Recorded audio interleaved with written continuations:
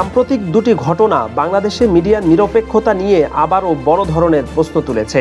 একদিকে রাজশাহী বিশ্ববিদ্যালয়ের ছাত্র সংসদ নেতা সালাউদ্দিন আম্মার, অপরদিকে হবিগঞ্জ সদর ছাত্রদলের সদস্য সচিব নাজমুল হোসেন অনি। আম্মারের বিরুদ্ধে প্রায় সমস্ত মিডিয়া অজস্র নিউজ করলেও রহস্যজনকভাবে এসব মিডিয়াই আবার হবিগঞ্জ ছাত্রদল নেতার বিষয়ে নীরব, যার রডের আঘাতে আলিফ নামের একটি ছেলে চিরদিনের মতো অন্ধ হয়ে গেছে। ঘটনার বিবরণী থেকে জানা যায়, রাজশাহী বিশ্ববিদ্যালয় ক্যাম্পাস চত্বরে ইফটেজিংয়ের একটি ঘটনায় শক্ত অবস্থান নেন সালাউদ্দিন আম্মার। বিশ্ববিদ্যালয় প্রশাসন অপরাধীদের বিরুদ্ধে ব্যবস্থা না নেয়ায় তিনি নিজেই অভিযুক্তদের শাস্তি নিশ্চিত করতে ভূমিকা রাখেন। এক পর্যায়ে হাতে বেলচা নিলেও সেটি দিয়ে তিনি কাউকে আঘাত করেননি। তবে সেই ঘটনাকে ঘিরে দেশের গণমাধ্যম তাকে ভিন্নভাবে উপস্থাপন করেছে। সেখানে হাতে বেলচা আর কোমরে রাইফেল ঝুলিয়ে তার কার্টুন আঁকা হয়, ছাপা হতে থাকে একের পর এক অনুসন্ধানী প্রতিবেদন। ঠিক তার বিপরীতে নির্মম ও নৃশংস এক চিত্র দেখা যায় হবিগঞ্জে।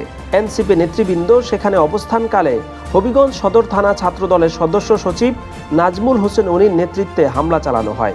দেশের প্রায় সমস্ত গণমাধ্যমের চোখের সামনে আলিফ নামের অল্প বয়সী এক কিশোরের উপর সে রড নিয়ে নির্মমভাবে ঝাঁপিয়ে পড়ে।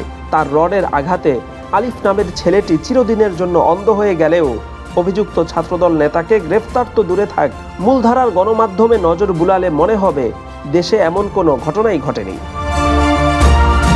এই দুটি ঘটনায় দুই রকম আচরণ বাংলাদেশের মিডিয়ার আসল চেহারা প্রকাশ করে দিয়েছে, যাদের কাজই হচ্ছে ক্ষমতায় থাকা রাজনৈতিক দলকে তোষণ করে চলা।